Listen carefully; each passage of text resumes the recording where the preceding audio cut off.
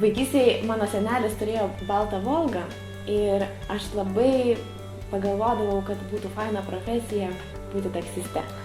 Ir aš taip sukdavau ratus apie tą Volgą, ten tyrinėdavau ir bandydavau senelį kalbinėti, kad visgi užaugus kažkaip tą Volgą man atitektų ir galėčiau dirbti taksiste. Nes tuo metu, kai aš augau, tai dar buvo iki nepriklausomybės, Volga buvo pagrindinė taksistų mašina.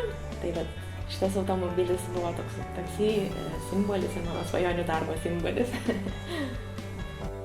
Buvo visiškai netikėta, kai 2008 metais man paskambino profesorius Kačerauskas, nes buvo kuriama kūrybinių industrijų studijų programa ir sako, mums rekomendavo iš Vilniaus universiteto, gal ateitumėte į darbo pokalbį.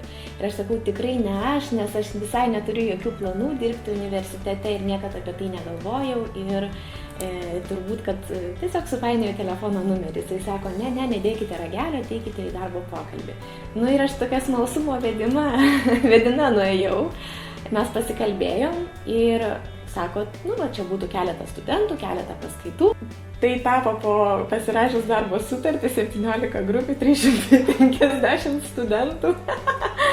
Ir iš tiesų buvo nežmoniškas darbo krūvis ir man labai patiko pedagoginė veikla. Tada įsiliejau ir į tyriamąją veiklą ir pradėjau rašyti mokslinės publikacijas. Ir taip gavosi, kad tokia antroji alternatyva, toks kaip hobis man tapo darbas universitete. Nes iš tiesų mano darbas turizme, čia labai sunku atskirti, kada aš dirbu, kada ilsiuosi, todėl kad aš dirbu su Azijos, Okeanijos rinkomis, tai aš turiu labai anksti ryte atsikelti ir su jais bendrauti, susirašinėti ir kalbėtis telefonu jau nuo 6 valandų maždaug ryto, tada diena yra šiek tiek laisvesnė. Ir taip pat vakare, kai dirbu su Šiaurės ir Pietų Amerikos partneriais ir klientais, tai aš turiu jau vėliau nueiti gulti, nes kaip tik ten prasideda diena. Tai taip gavosi, kad man pavyko suderinti dvi veiklas, tiek verslą, tiek akademinį darbą. Ir tiesiog taip labai dėkingai susiklostė gyvenimiškos aplinkybės.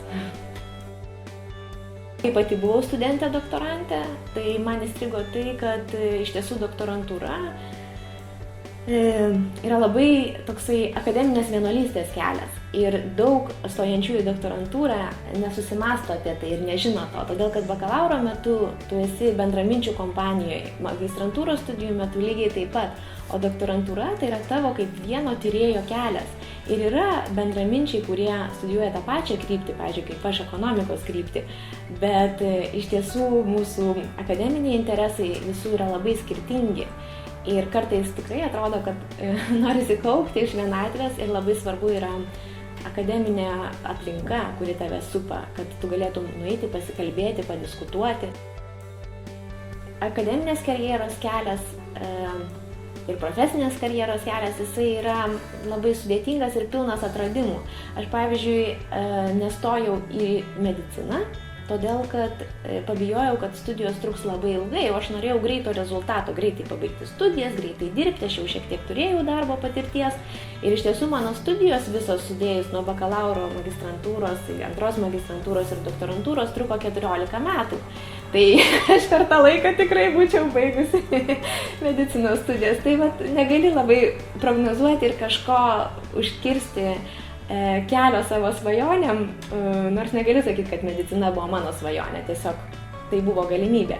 Bet ir studentams, ieškantiems savęs, savo profesinio kelio, galėčiau tik palinkėti turėti valios bandyti, valios išmokti, valios nebijoti, valios nepalūžti.